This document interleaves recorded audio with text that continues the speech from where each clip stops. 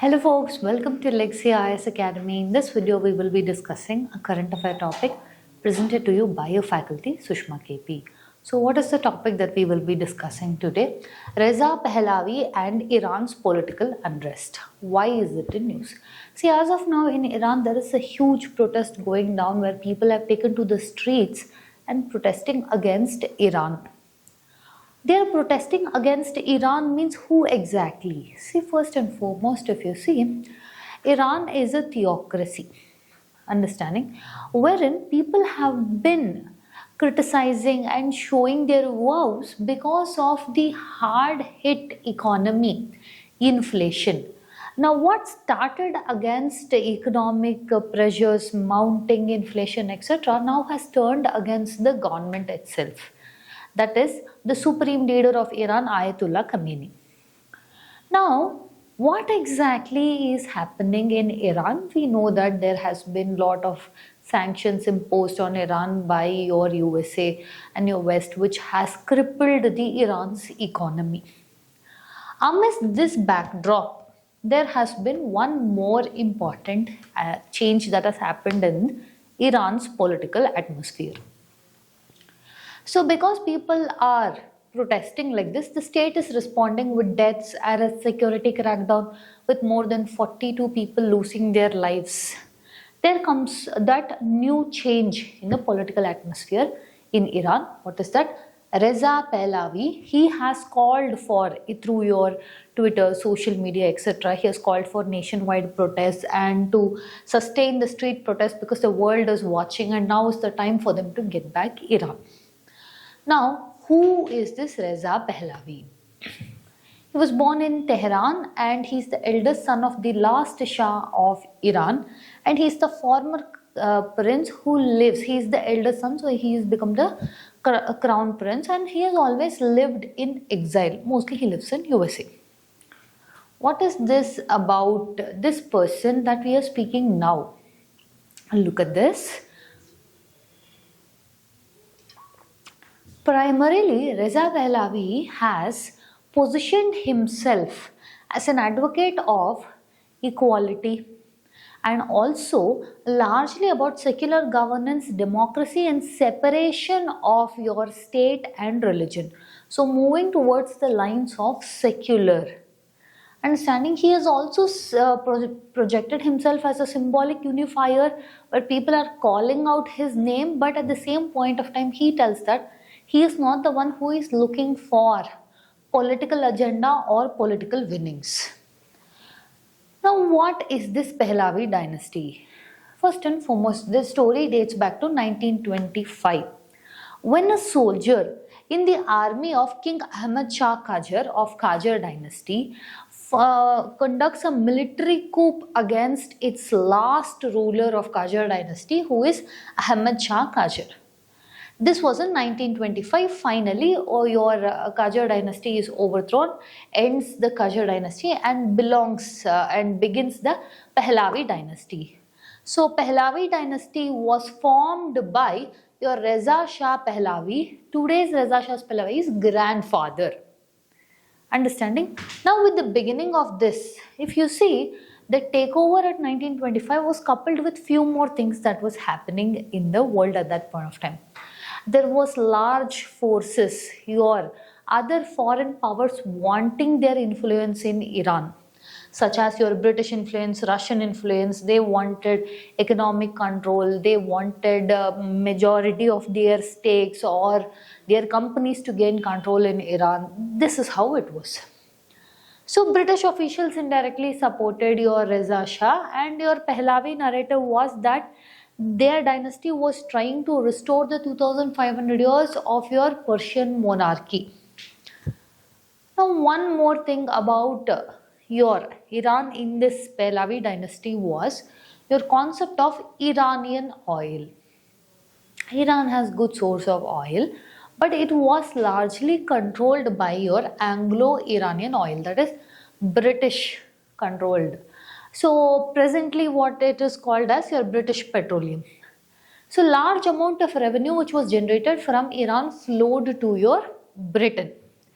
This came at the woes of again economic struggles, hardships, etc. were all going through your Iran. Then in this one small change happens. That is with respect to your Mossadegh era. He became the Prime Minister, Mohammad Mossadegh. So what he claimed was, in many UN also, United Nations also, he has claimed that your oil is the natural resource of the country, and if anyone has to exploit that, it has to be that countryman. And all the reserves has to go to that particular countryman only. So what he did was he ended up nationalizing the oil reserves in 1951, which angered the West. Now which angered the West means your UK, that is your Britain, went to your USA for help. Now what happens? Mossadegh is arrested and Shah was restored back to power. Now under Mohammad Reza Pahlavi, modernization happens in the name of your land redistribution, women rights, education, everything was there. But this was also not free of authoritarianism. There was a large streak of authoritarianism also which continued, which means political parties were banned, independent civil institutions were not there in anything from labor unions, student unions, protest, opposition, no, they were strictly held and struck down through your Savak secret police who were known for torture, surveillance and political repression. So what happened means, the only place people could voice out their opinions or dissent was in your mosques. So thus, this was an unintended consequence that happened. This was not planned, but this is how it happened. The only place that they could channelize their, or opposition could sit and just tell that this is wrong, all those things, was in mosques. This became the only safe political space for them to discuss. This eventually was going to bring the downfall of your Pahlavi dynasty. So in here is where the opposition started gaining that religious tones. Understanding? Thus the rise of your Ayatollah Khamenei. In 1979, a large number of protests happened in Islamic Revolution, where broad coalition of Islamist nationalists and all come together. Because of this, Shah fled Iran. He lived a couple years in Egypt. He went from country to country seeking for refugee status. Majority of his family lived in US. So finally a referendum was conducted where 98% voted for your Islamic Republic, and thus Ayatollah Khamenei became the supreme leader of your Iran.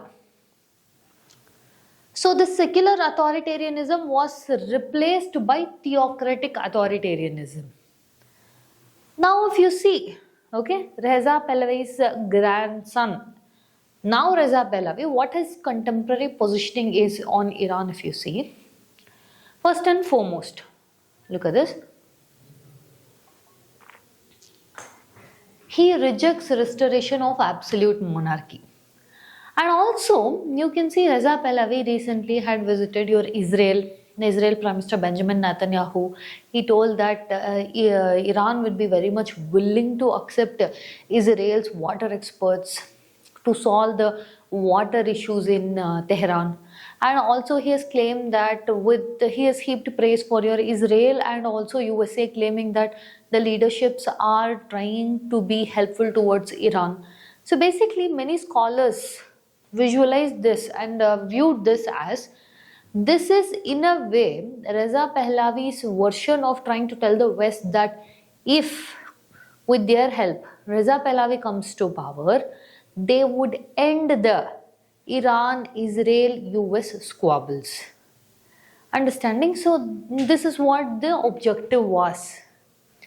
Another thing is he supports transactional, that is transitional democracy, popular sovereignty, and also he wants to move towards secularism. And he also claims that the protesters are chanting for his name and he is, if at all any way, going to be involved. It is his moral obligation and duty to do so. So he also tells that he wants to unite the monarchist Republicans and secular and religious Democrats to have a stable Iran. If you see with respect to his Israel visit and meeting Prime Minister Benjamin Netanyahu, it is to see in a perspective of that he will bring in the sense of unity. But this was met with criticism because at that point of time hostility was going on between your Israel and Iran amidst your war background.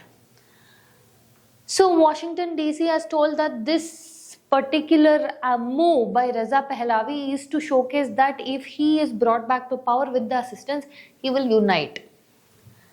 Now if you see, Pahlavi opposes direct US military intervention like what happened in Venezuela and Iran. He tells that it won't be necessary. And on the backdrop of your war against your Israel by Iran, he also pointed out by the year end, we can see that your Iran regime will fall. Okay, he has also pointed out that. And he also claims international diplomatic pressure is mounting on Iran. He praises strong US leadership and Israeli support, and he aligns with the Western worldview. Now, first and foremost, unlike your Venezuela, it is not very easy to change institutions in Iran. Why? Because they have strong revolutionary group, and also the institutions are very stronger. And at the same point of time, see, historic repression of your Shah era is still there in people's mind.